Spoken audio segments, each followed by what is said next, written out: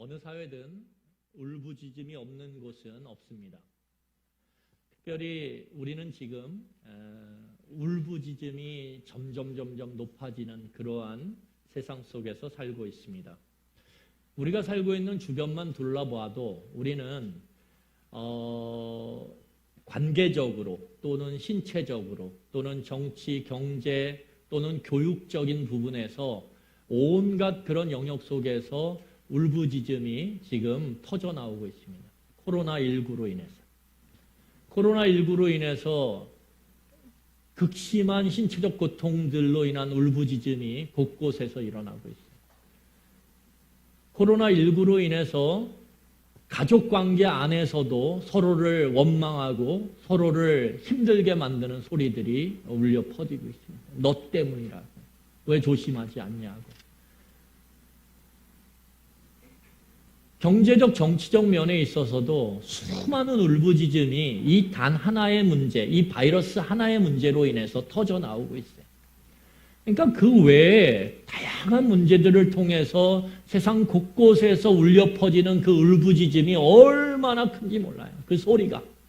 그러니까 만약에 우리가 정말 그 울부짖음을 들을 수 있는 소리가 우리 귀에 있다면, 귀가 그 소리를 들을 수 있다면 우리는 살 수가 없을 거예요. 은혜예요. 못 듣는 것도. 여러분 또한 지금 세계 최고의 강대국인 미국에서 피부색이 단지 다르다라는 이유 때문에 숨을 못 쉬고 그 숨을 쉴 수 없는 것 때문에 제대로 쉴 수 없는 약자들의 울부짖음이 하늘을 덮고 있어요. 하늘을 덮고 있어요. 그렇다면 하나님의 공동체인 우리는 또 교회는 이 땅의 그 울부짖음, 다양한 울부짖음의 그 소리를 들으며 어떻게 반응해야 되는지 오늘 본문의 말씀을 통해서 우리가 지혜를 얻기를 원하고 또 깨닫기를 원하고 도전받는 시간이 되기를 소망합니다.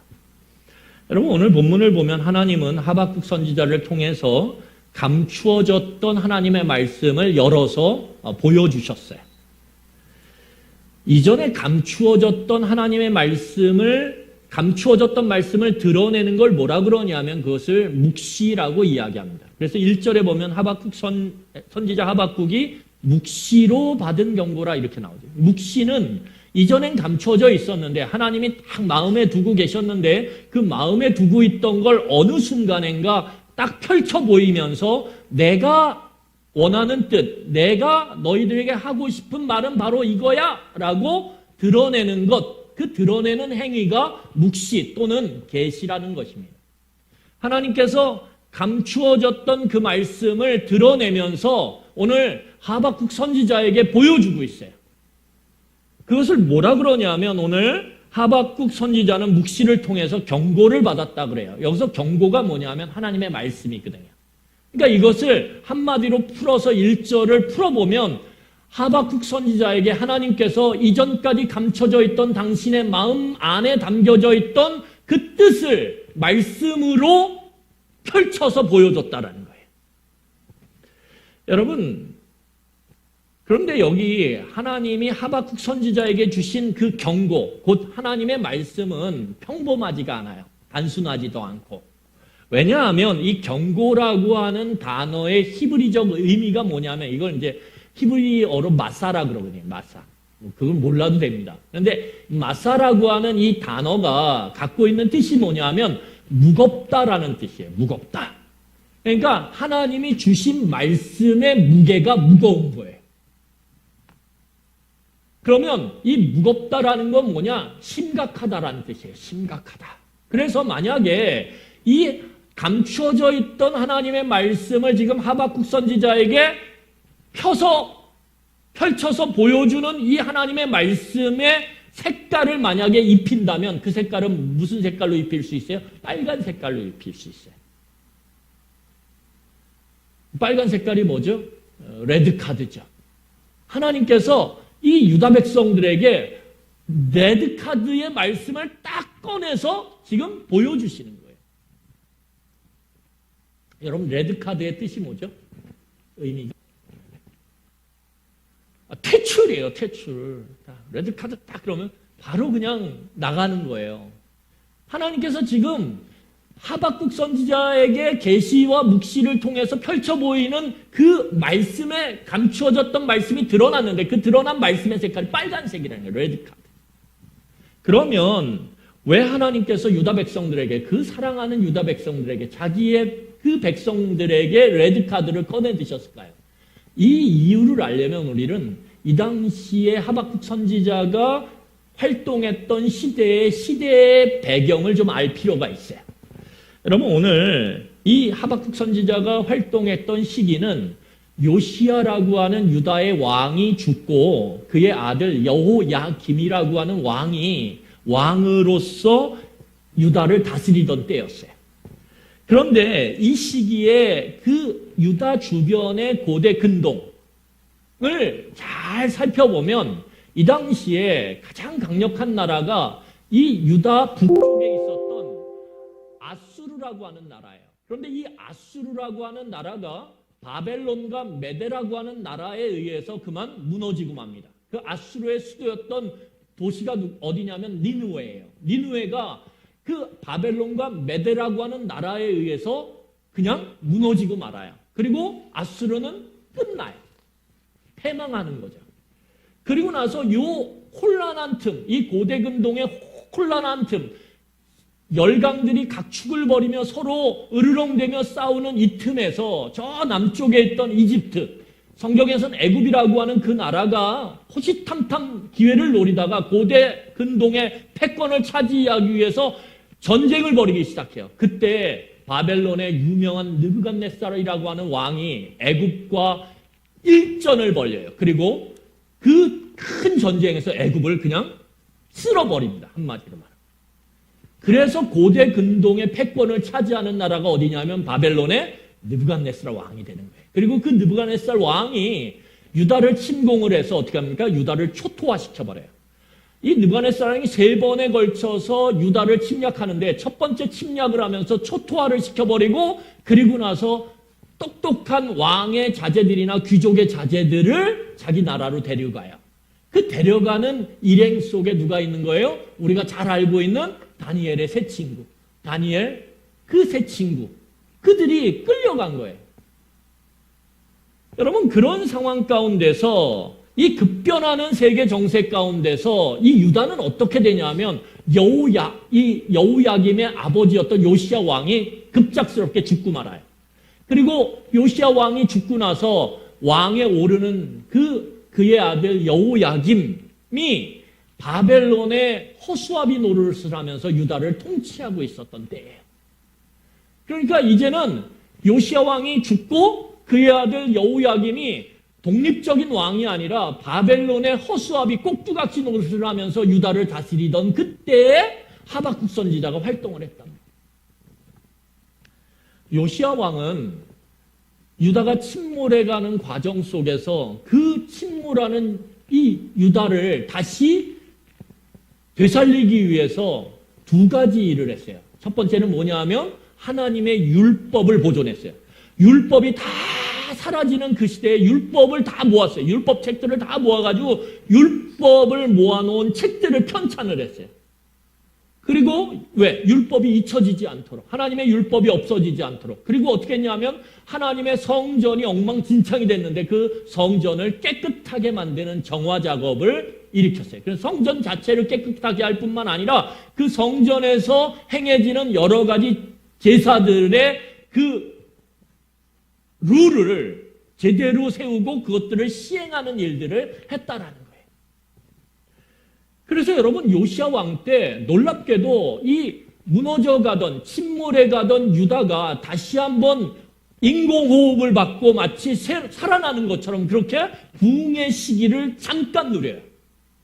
그런데 요시야 왕이 죽자, 갑작스럽게 죽자 그의 아들 여우야김이 왕이 되면서 모든 방향이 요시야 왕이 했던 방향과는 거꾸로 다 바뀌어버려요. 거꾸로 다 바뀌어버려요.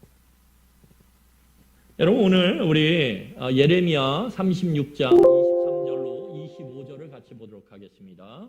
예레미야 36장 23절로 25절입니다. 자, 같이 읽겠습니다. 시작. 여호디가 선호 쪽을 낭독하면 왕이 칼로 그것을 연하여 베어 화로불에 던져서 두루마리를 모두 태웠더라. 왕과 그의 신하들이 이 모든 말을 듣고도 두려워하거나 자기들의 옷을 찢지 아니하였고 엘리담과 들라야와 그마랴가 왕께 두루마리를 불사르지 말도록 아뢰어도 왕이 듣지 아니하였으며 왕이 여기서 여기 얘기하는 왕은 누구냐면 요시아의 아들이었던 여호야김 왕이에요. 여호야김 왕이 아버지와는 다른 방향으로 정책을 펴고 정치를 하니까 말씀을 갖고 있는 레위 사람들이, 말씀을 갖고 있는 그 제사장들이 어떻게 하냐면 그 말씀을 갖고 어떻게 해요? 읽었어요. 들으라고. 좀 제발 들으라고. 그런데 이 여호야김이 말씀을 자기 앞에서 읽으니까 어떻게 하냐면 그게 귀에 거스리거든요. 그러면 그 거스리는 말씀을 묵상하면서 내 삶을 반성하고 또한 성찰해야 되는데 여호야김 왕은 어떻게 했냐면 도리어 그 말씀 읽은 걸 찢으라 그래. 마음에 안 들면. 다 찢어서 어떻게 합니까? 그거를 불에 태워버리는 거예요. 그러니까 이 여호야김 왕에게 하나님의 말씀은 무엇과 같냐면 종이 폐기물과 같아요. 폐기물이야. 그걸 말씀이 너무 귀하구나. 그래서 내 삶을 비추는 등대, 빛으로 사용하는 게 아니라 뭐예요? 종이 폐기물로 그냥 화로에 넣어가지고, 화로가 앞에 있었거든요. 화로에 넣어가지고 그냥 쫙 태워버려요. 하나님의 말씀. 그 아버지가 소중하게 모은 그 말씀들을 어떻게 합니까? 다 태워버려요. 다 태워버려요. 여러분, 여호야김 왕은 철저하게 하나님을 무시했어요. 그리고 그 하나님에 대한 무시는 뭐요? 하나님의 말씀에 대한 무시로 그대로 드러났어요. 그러니까 여호야김은 하나님께 전혀 매인 게 없어요. 여러분, 하나님께 매이는 것, 말씀에 매이는 게 복이에요. 막 사람이요, 거침없이 살아가는 것, 어떤 그 요철이 없이 그냥 마음대로 질주하는 삶이 굉장히 위험해요. 왜냐하면 우리 안에 있는 연약함, 우리 안에 있는 이 죄성으로 인해서 우리가 거침없이 달리기 시작하면요, 그때서부터는 주변이 다 초토화가 돼요. 그러니까 사람에게 뭔가 내가 하고 싶어도 덜컥 걸리는 게 있는 게, 그래서 한번 멈추어서 다시 한번 생각해보고 과연 그래도 되는지를 가늠해보는 것, 그게 복이라는 거예요. 죄인인 인간들에게는. 그래서 우리 앞에 우리가 덜컹하고 멈췄을 수 있는 우리의 속도를 탁 줄여서 잠깐 묵상하고 생각하고 내 삶을 돌아볼 수 있는 그 말씀의 요철이 있는 게 우리에겐 복이라는 거예요. 그런데 이 복을 여호야김은 그냥 차버렸어요. 다 화로에 그냥 태워버렸어요. 그러니까 그의 삶은 어떨까요? 거침이 없는 거죠. 거침이 없는 거예요. 자기 안에 있는 죄성을 거침없이 드러내는 거예요. 그러니까 결국 요시야 왕의 죽음과 함께 유다는 깊은 바닷속으로 침몰해서 사라지기 직전이었어요. 사라지기 직전. 이 여호야김 시대 때. 여러분, 이런 시대적 상황 가운데서 하박국 선지자가 본 게 있습니다. 여러분, 선지자는 어떤 사람이냐 하면 시대의 현실을 꿰뚫어서 보고 그걸 말하는 사람이에요. 뭘로요? 하나님의 마음과 하나님의 눈으로. 그러니까 참 선지자는 어떤 사람이냐 하면 하나님의 마음을 갖고 하나님의 시각으로 현실의 부분을 보면서 그 현실 너머에 있는 문제의 핵심, 그 시대의 문제의 핵심을 꿰뚫어 보는 사람, 그게 선지자예요. 그리고 그 본 것을 어떻게 해요? 말하는 사람이 선지자라는 거예요. 그래서 선지자의 의미가 뭐냐면 히브리어로 나비라고 하는데, 이 나비라고 하는 선지자의 히브리어의 의미가 뭐냐면 입이라는 뜻이에요. 어떤 입? 하나님의 입. 그러니까 입은 말하기 위해서 있는 거죠. 근데 말하기 위해서는 뭐 해야 돼요? 봐야죠. 그래서 선지자는 보는 사람이고 본 걸 말하는 사람이에요. 그런데 참 선지자와 거짓 선지자를 가르는 기준은 뭐냐면 참 선지자는 하나님의 마음과 하나님의 시각으로 봐요. 거짓 선지자는 자신의 이익과 욕망의 눈과 마음으로 봐요. 그게 다른 것뿐이에요. 여러분 오늘 하박국 선지자는 하나님의 마음과 눈, 시각을 갖고 유다 사회를 꿰뚫어 보면서 그 안에 깊은 곳에 감추어져 있는 그들 안에 있는 핵심적 문제점을 발견합니다. 그 핵심적 문제점이 뭐냐면 유대 사회에 깊이 또아리를 틀고 있는 뭐예요? 강포예요. 강포함. 이 강포함이 유대 사회의 모든 문제의 뿌리였고 근원이었다라는 걸 발견하게 돼요. 그리고 이것 때문에, 이 강포함 때문에 유대 사회에 특별히 약자들이 신음하며 울부짖는다라는 것을 보게 되고 듣게 돼요. 여러분, 오늘 이 강포함 때문에, 유대 사회에 있는 이 강포함 때문에 하나님은 레드카드를 꺼내 드신 거예요.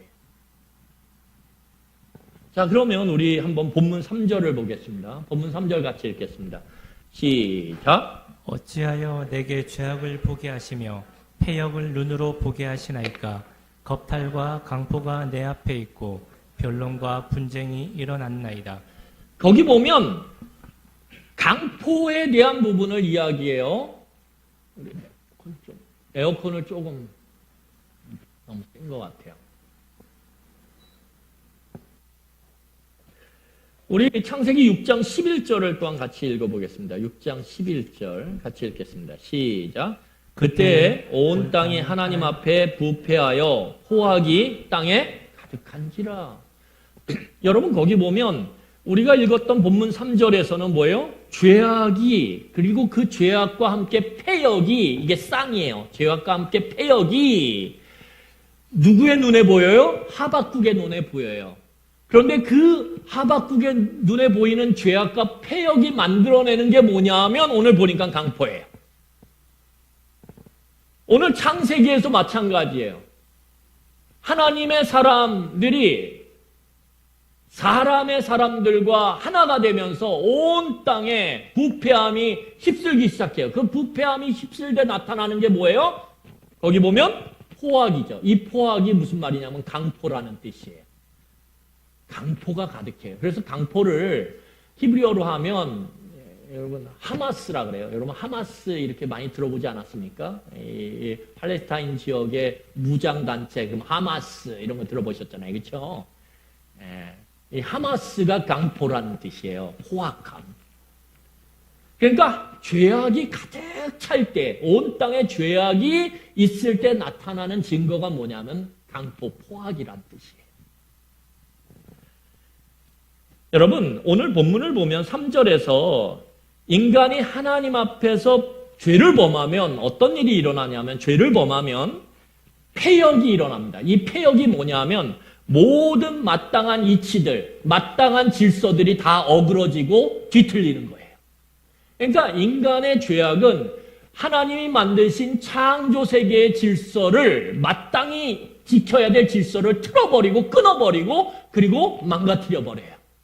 그 망가뜨리는 모습들이 실제 삶 가운데 드러나는 게 뭐냐 하면 강포예요. 강포예요. 여러분, 그러면 이 강포가 도대체 뭘까요? 강포는 한마디로 얘기하면 하마스, 뭐예요? 폭력을 이야기해요. 폭력. 그래서 하마스, 무장단체 하마스 이럴 때 뭐예요? 그들이 중심에 둔 건 폭력이에요. 폭력으로 폭력을 맞선다. 이거죠. 그래서 여기서 이야기하는 죄에 의해서 드러나는 가장 대표적인 게 강포, 폭력이라는 거예요.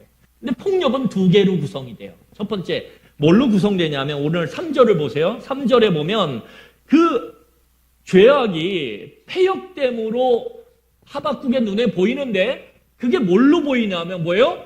오늘 보면 겁탈과 강포예요. 여러분, 겁탈하고 강포하는 거 이게 뭐죠? 이게 물리적 폭력이에요.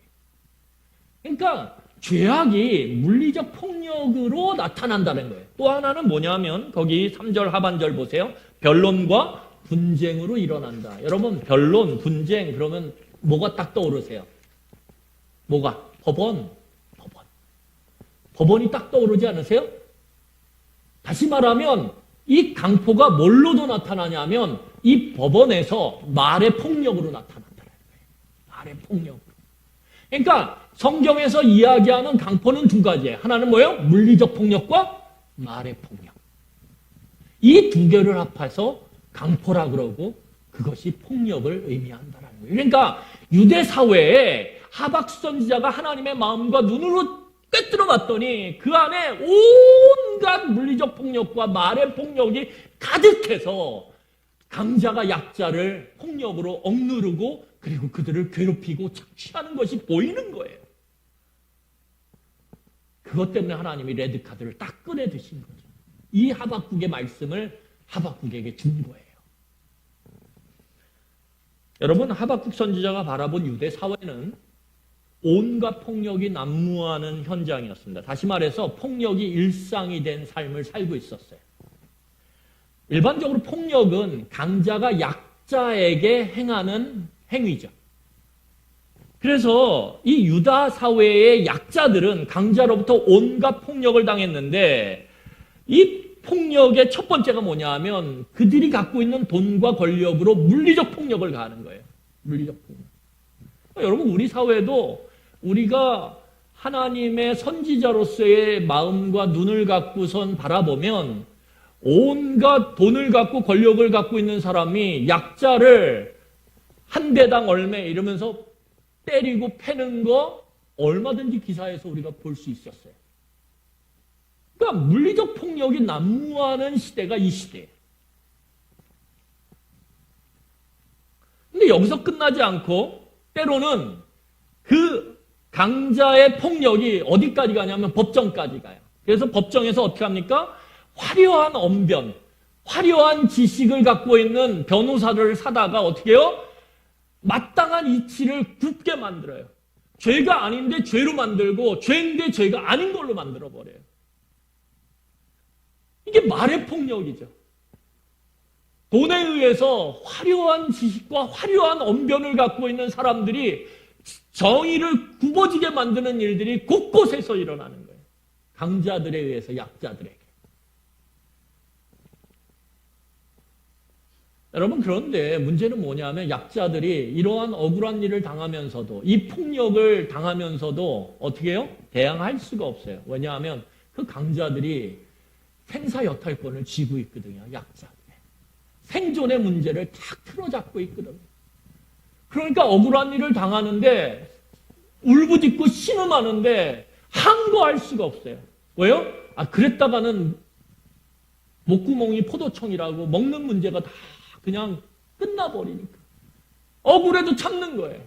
힘들어도 끙끙대며 그냥 울부짖을 뿐인 거예요.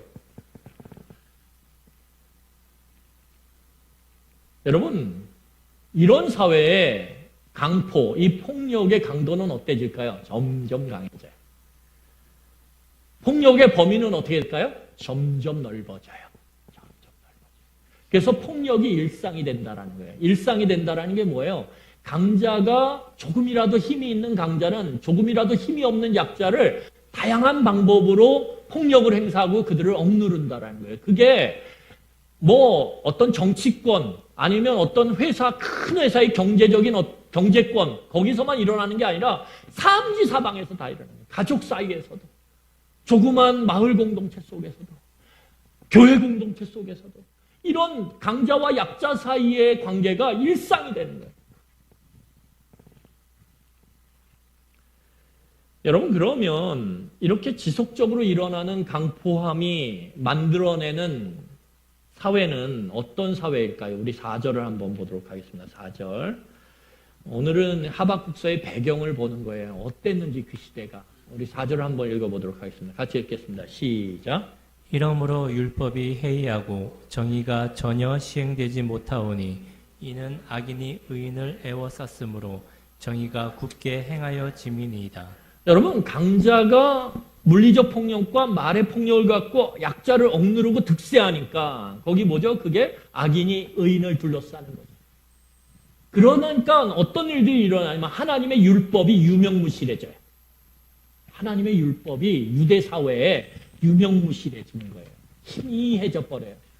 말씀이 점점 선명해져야 되거든요. 여러분, 신앙적 성장이라는 건 뭐냐면 내 마음 가운데, 내 의식 가운데 하나님의 말씀이 또렷해지는 거예요. 점점 또렷해지는 거예요. 그래서 아침에 딱 깰 때, 와, 말씀이 막 내 안에 또렷하게 딱 새겨지는 거예요. 머릿속에 전날 읽었던 하나님의 말씀이 또렷하게 먹글씨로 쫙 새겨지는 거예요. 그러면, 와, 내 신앙이 지금 깨어있구나.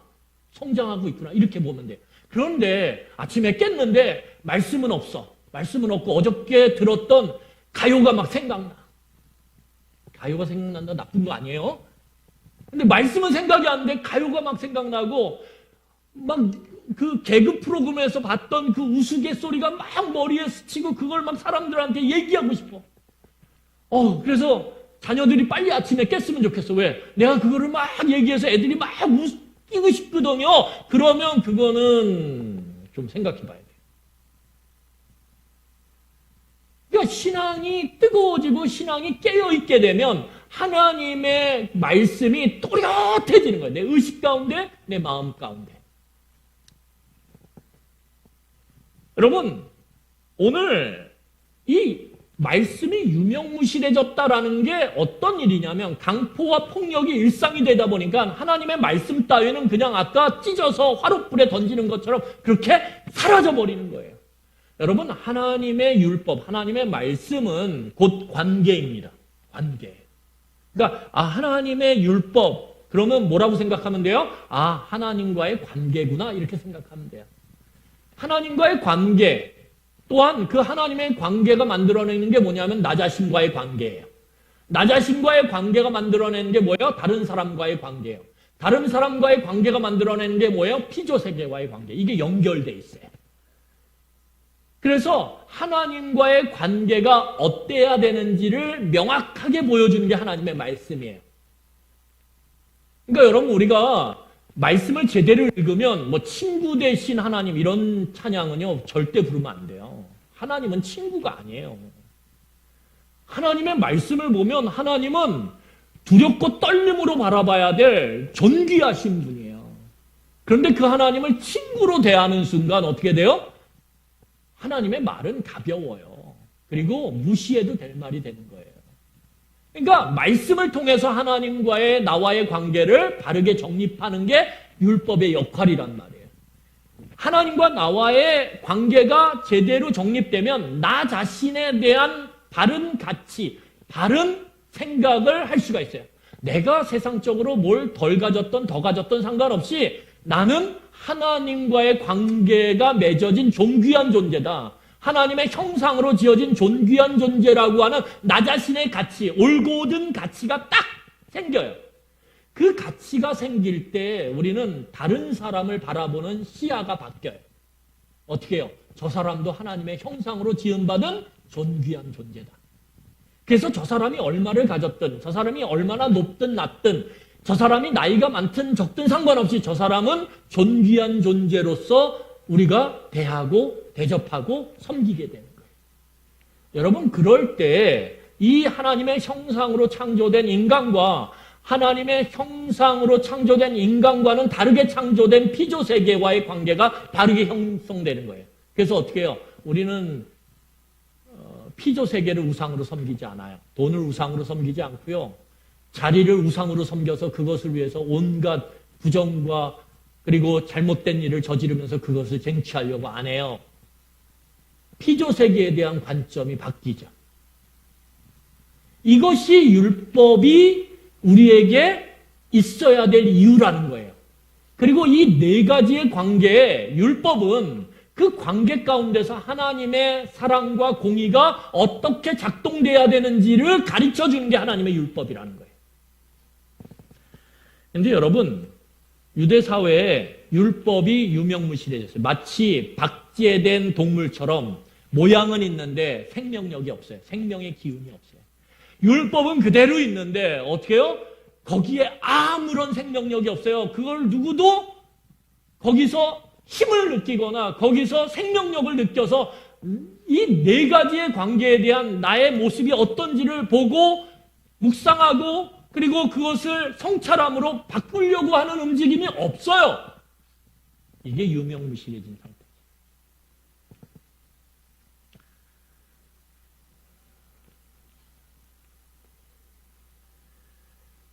여러분, 특별히 하나님의 율법이 유명무실해질 때 하나님과 나와의 관계가 끊어져 버려요. 나와의 관계가 끊어지는 순간 우리는 우리 자신에 대한 가치를 하나님의 기준과는 다른 기준으로 재게 돼요.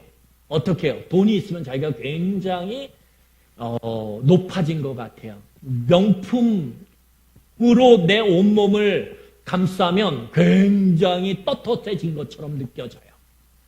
이거는 하나님이 우리에게 주신 나에 대한 가치를 바라보는 기준과는 다른 기준으로 자기를 바라보기 시작하는 거예요. 이건 세상의 기준으로 자기를 감싸고 바라보기 시작하는 거죠.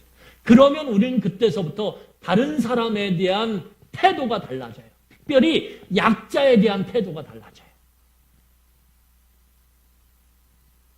약자는 무시해도 되고 억눌러도 되고 폭력을 행사해도 되는 하찮은 존재로 그렇게 전락해버려요.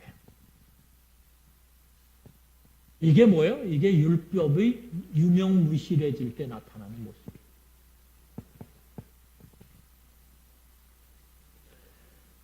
여러분, 이처럼 강자들이 힘의 논리를 앞세워서 자신의 이익을 극대화시키기 위해서 수단과 방법을 가리지 않는 게 뭐예요? 율법이 유명무실해질 때 생기는 거예요. 그러니까 오늘 본문 4절을 다시 보면 이러므로 율법이 해이해지고 율법이 유명무실해지니까 어떻게 되냐 하면 정의가 전혀 시행되지 않아요. 왜요? 여러분, 강자들에게 정의란 뭐예요? 강자들에게 정의란 뭘까요? 하나님의 법이 사라져버리니까, 정의의 기준이 사라져버리니까 또 다른 정의의 기준이 나타나네요. 그 정의의 기준은 뭘까요? 내 이익을 극대화시키는 게 정의예요. 여러분, 오늘날의 재벌들을 보세요. 오늘날의 정치적으로 힘이 있는 사람들을 보세요. 그들은 자기에게 있어서의 정의가 뭐냐 하면 헌법이 아니에요. 그들에게 정의는 뭐예요? 수단과 방법을 가리지 않고 내 이익을 극대화시킬 수 있으면 그게 곧 뭐예요? 정의예요. 그리고 그것을 위해서 일정한 법을 어기고 법을 뛰어넘는 행위를 하는 것도 그들에게는 전혀 꺼리끼지 않아요. 이런 일들이 유대 사회에 그대로 일어났다라는 거예요. 여러분, 그렇게 되다 보니까 어떻게 되냐면 유다 사회의 모든 정의 시스템, 율법이 만들어낸, 하나님의 말씀이 만들어낸 모든 기관과 모든 요소들의 정의 시스템은 다 마비가 돼요. 다 마비돼요. 여러분, 그래서 어떻게 됩니까? 법정에 되면 법이 마비가 돼요. 이상하게.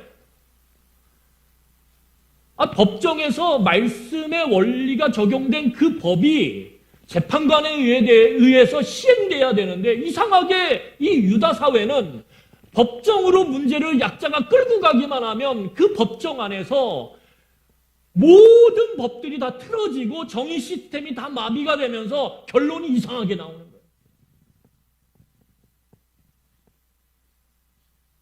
지금 말로 말하면 유전무죄, 무전유죄죠.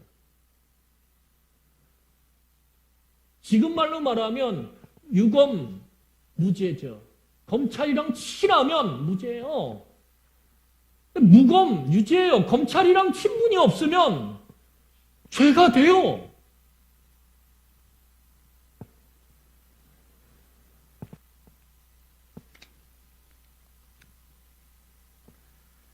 저도 오늘 이 본문이 이렇게 무거운지 몰랐어요.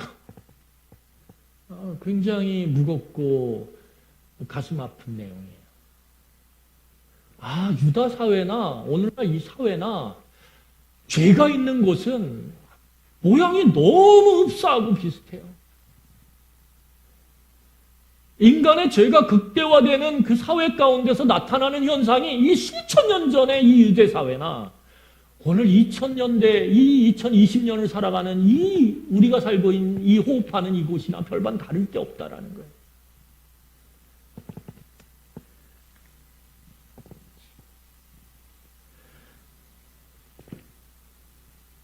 여러분, 사람의 장기가 경화현상이 일어나면 어떻게 됩니까? 굳어가요. 간경화가 뭐죠? 간이 굳어가서 나중에 간암이 돼서 죽죠. 그러니까 장기의 경화현상은 나중에 그 장기를 마비시키고 기능을 잃어버림으로 몸에 치명적인 위해를 가해요. 마찬가지로 이 이스라엘 사회의 강포함의 경화현상, 다시 말하면 폭력의 경화현상은 오늘 이스라엘 사회에 마땅히 작동돼야 될 정의 시스템, 모든 공의의 시스템을 다 마비시키고 멈춰버리고 그걸 거꾸로 돌려버려요. 결국은 이 유대 사회가 하나님의 백성 공동체임에도 불구하고 하나님이 그 하나님의 백성 공동체를 여호수아에 의해서 가나안 땅, 젖과 꿀이 흐르는 그 땅에 그들을 데려다 놓으셨으며 그 젖과 꿀이 흐르는 땅에서 이스라엘 백성들이 하나님의 평화, 곧 샬롬, 하나님의 평화를 누리기를 고대했음에도 불구하고 그 땅은 인간의 이 강포함에, 인간의 죄악이 만들어내는 그 폭력성으로 인해서 어떻게 됩니까? 샬롬의 땅이 아니라 고통과 저주와 고통의 땅이 되어버립니다.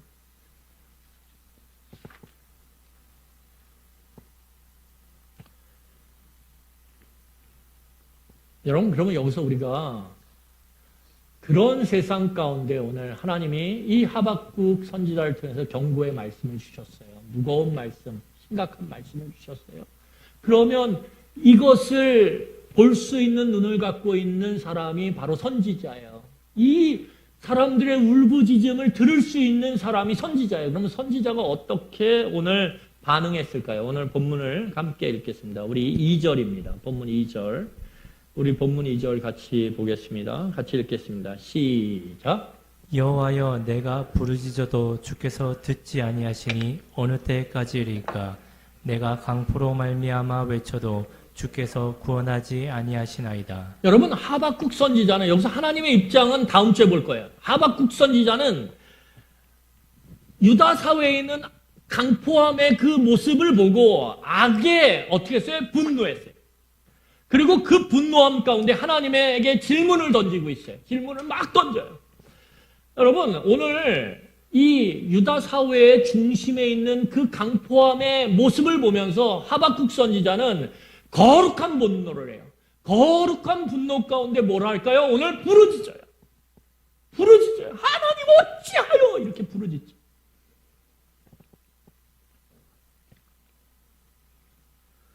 또한 하나님을 향한 그의 질문, 도대체 왜 세상이 이렇게 흘러가냐라고 하는 이 진지한 질문이 하박국 선지자에게 뭘로 나타나요? 하나님을 향한 끊임없는 기도로 나타나요. 여러분, 결국은 이 유대 사회의 죄의 모습인 강포함을 바라보면서 선지자가 행하는 모습은 뭐냐면 거룩한 분노 가운데 울부짖으며 하나님 앞에 끊임없이 지속적으로 기도하는 거예요. 여러분, 물론 여기서 하나님은 계속적으로 침묵하세요. 그리고 하나님은 개입하지 않으세요. 반응하지 않으세요. 그럼에도 불구하고 중요한 건 뭐냐 하면 오늘 2절을 보면 여호와여 내가 부르짖어도 주께서 듣지 아니하시니 어느 때까지일까? 내가 강포함으로 말미암아 외쳐도, 여기서 부르짖어도 외쳐도는 뭐예요? 계속이에요. 계속. 진행형이에요. 계속 하네요. 하나님 대답 안 해요? 나는 오늘도 깨어서 기도해요. 저는 오늘도 이 사회에 저 강포함을 보면서 거룩한 분노가 막 차오르고 그것 때문에 하나님 앞에 매달려서 기도해요. 이게 하박국의 자세라는 거예요. 여러분, 하나님을 바르게 알고 있는 자, 하나님을 바르게 믿는 자의 모습이 뭐예요? 이 하박국의 모습과 같아야 된다는 거예요. 하나님이 온 세계를 다스리고 있다라는 그 하나님의 주권을 믿는 사람은 오늘 하박국 선지자 같아야 된다는 거예요. 만약에 하나님의 그 주권을 오늘 신뢰하고 하나님의 통치가 이 땅 가운데 있다라고 오늘 믿고 고백하는 여러분들이 신앙 고백을 하셨다라면 우리 교회는 오늘 이 땅 가운데 있는 그 아픔, 울부짖음의 원인을 바라보면서 오늘 우리 안에 거룩한 분노를 느껴야 돼요. 그리고 어떻게 하셔야 돼요? 여러분들이 있는 자리에서 기도하셔야 돼요. 하나님 앞에. 하나님, 이 땅의 이 아픔 때문에 연약한 자들이 울부짖습니다. 하나님, 고쳐주셔야 되지 않습니까? 개입하셔야 되지 않습니까? 라고 기도해야 된다. 그게 오늘 하박국의 모습이었던 것처럼 오늘날 하박국과 같은 하나님의 백성들, 하나님의 교회가 오늘 행해야 되는 이 시대의 사명이라는 거예요. 여러분, 교회는요, 하나님의 마음과 생각이 담긴 하나님의 말씀을 통해서, 하나님의 말씀 안에 하나님의 생각과 마음이 담겨 있어요. 그것을 통해서 세상을 봐야 돼요. 그러니까 교회는 눈을 감으면 안 돼요. 여러분, 교회는 세상이 뿜어내는 그 악의 폭력성 앞에서 어떻게 해야 돼요? 절대 눈을 감으면 안 돼요. 눈을 부릅뜨고 봐야 돼요. 왜 그래야 돼요? 예수 그리스도께서 십자가에서 온 세상의 죄악을 눈 감지 않고 봤거든요. 제자들이 예수님에게 이렇게 얘기했어요. 예수님, 눈 감고 예수님에게 피해가 와요. 심각한 피해. 그러니까 눈 감고 그냥 도망쳐요. 피해요. 그런데 예수님 어떻게 하셨어요? 아니, 죄악이 내 눈앞에 보이는데 어떻게? 그리고 어떻게 해요? 온몸으로 그 눈에 보이는 죄악을 향해 자신을 던지셨어요. 그게 십자가예요. 여러분, 우리가 예수님을 따라가는 제자들이라면, 그리고 제자의 공동체인 교회라면 우리는 불의한 현실을 향해서 눈을 감으면 안 돼요. 교회는 세상의 무자비한 폭력, 무자비한 강포함을 향해서 내 안에 거룩한 분노를 느껴야 돼요.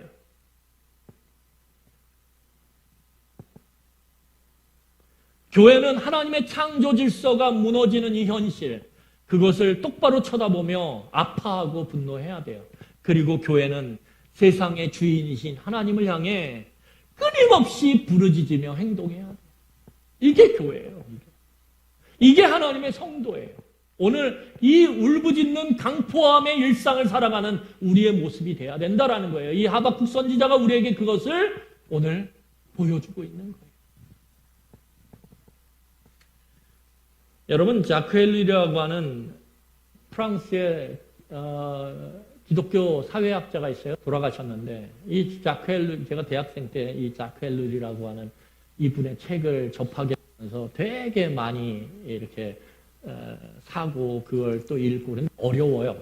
되게 어려웠어요. 그때는. 지금은 괜찮은데 그때는 대학생 1학년 때 뭐 이런 책이 쉽겠습니까? 사회학 책인데 이 너무 어려웠어요. 그런데 읽으면서 많은 도전을 받았어요. 그런데 이분이 쓴 책 중에 어떤 책이 있냐면 작은 얇은 책인데 세계적으로 생각하고 지역적으로 행동하라 이런 책이 있어요. 세계적으로 생각하고 생각은 세계적으로, 행동은 지역적으로. 그러니까 우리 그리스도인들이 힘들어하는 게 뭐냐면 생각을 세계적으로 하지 못하는 게 문제예요. 또한 생각을 세계적으로 해도 뭐예요? 그럼 내가 세상을 어떻게 바꿔? 이러면서 행동하는 일에 어떻게 해요? 주저하게 되는 게 우리의 어려움이라는 거예요. 그런데 이분이 이야기한 그 핵심이 뭐냐면 생각은 세계적으로 하되 행동은 지역적으로 해라 이거예요. 다시 말하면 여러분, 교회는, 성도는 우리의 생각이 내 삶, 내가 오늘 어떻게 벌어먹고 살지? 내가 어떻게 조금 월급을 더 높일까? 내가 어떻게 조금만 더 좋은 집에, 더 넓은 집에 갈까? 내 생각이 나의 안위, 내 가정의 안위에 갇히면 안 된다라는 거예요. 우리의 생각은 하나님의 말씀의 지평 위에 있어야 돼요. 하나님의 말씀은 뭐예요? 온 우주를 바라보거든요. 온 우주의 회복을 바라보는 게 하나님의 말씀의 지평이에요. 그러면 우리는 그 지평을 향해서 한 걸음 한 걸음 우리의 생각에, 우리의 의식이 나아가야 돼요. 우리는 자꾸 우물 안에 갇힌 것처럼 내 삶, 내 안전, 내 가정, 내 자식 여기에 갇혀버리면 말씀이 이야기하는 하나님의 백성의 삶과는 전혀 동떨어진 삶이 될 수밖에 없다는 거예요. 오늘 우리는 하박국처럼 내 삶을 넘어서서 온 유다를 바라보는, 물론 이게 하박국의 다음 주에 보겠지만 한계예요. 온 유다를 바라보면서 그 유다 안에 있는 강포함을 내 문제로 끌어안고 거기서 뭐예요? 지역적으로 행동하는 그 자리에서 기도하는 것이 필요하다는 거예요. 내가 있는 자리에서 하나님의 다스리심을 믿고 그분의 회복하심을 믿고 기도하며 하나님의 말씀에 내 삶을 순종시킴으로 내 삶의 작은 자리의 영역 속에서의 강포함과 폭력성을 삭제하는 작업들이 우리 안에 필요하다. 내 자녀에 대해서 내 가족에 대해서, 나 자신에 대해서 말씀과 어긋나는 강포함, 물리적 폭력과 말의 폭력을 행사함으로 뭔가를 도모하려고 하는 이 유혹에서 벗어나야 된다.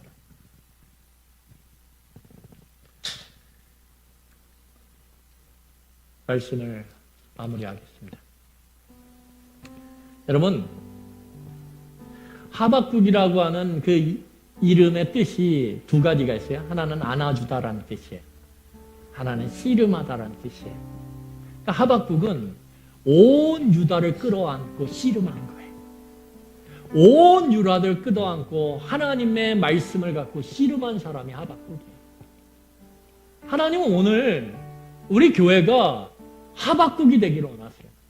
하나님은 우리 교회가 하박국처럼 그렇게 이 세상, 이 세계의 문제를 끌어안고 하나님의 말씀으로 씨름하면서 내가 있는 그 자리에서 기도하며 울부짖으며 부르짖으며 내가 행할 수 있는 관계 안에서의 하나님의 말씀에 순종함으로 폭력성과 강포함을 삭제하기를 원하세요.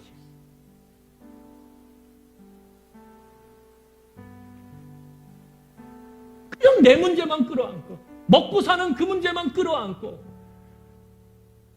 세상이 어떻게 돌아가든 누가 울부짖고 아파하든 전혀 귀를 막고 눈을 닫은 채 나만을 위해서 살아가는 우리를 향해서, 교회를 향해서 하나님은 눈을 뜨라고 얘기하죠. 눈을 떠서 좀 보라고. 내가 바라보면서 얼마나 지금 아파하고 있는지, 나 하나님의 마음이 얼마나 고통스러운지 네가 나의 백성이라면 함께 보고 느껴야 되지 않겠냐. 그리고 그것을 좀 끌어안고 기도로 씨름하라고. 네 삶의 그 작은 자리, 그 자리에서 하나님의 백성으로서의 변화를 꿈꾸라고 우리에게 그렇게 말씀하시죠.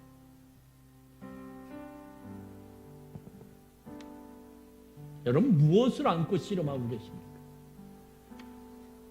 저나 여러분이나 참 부족해요.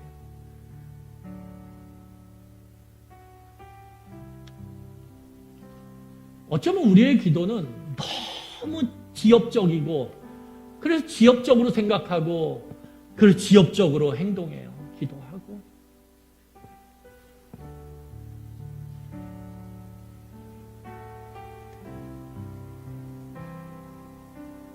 하나님은 오늘 이 세계를 향해서도 레드카드를 다 꺼내고 계세요. 우리는 그것을 오늘 여러 가지의 현상으로 느끼고 있고 보고 있고 그리고 받아들이고 있어요. 그리고 이 여호와김 시대 때 벌어진 이 유대사의 모습이 오늘 그대로 복사판처럼 오늘 이 대한민국 안에 벌어지고 일어나고 있는 곳곳에서 우리는 오늘 느끼고 그리고 보고 있어요. 그러면 우리는 이 시대의 하박국이 돼야 돼요. 끌어안고 기도로 씨름하고 아파하며 하나님 앞에 기도하는 사람으로 나아가야 돼요. 그런 교회가 돼야 돼요. 우리 같이 이 시간에 말씀을 생각하며 기도하도록 하겠습니다. 기도하시겠습니다.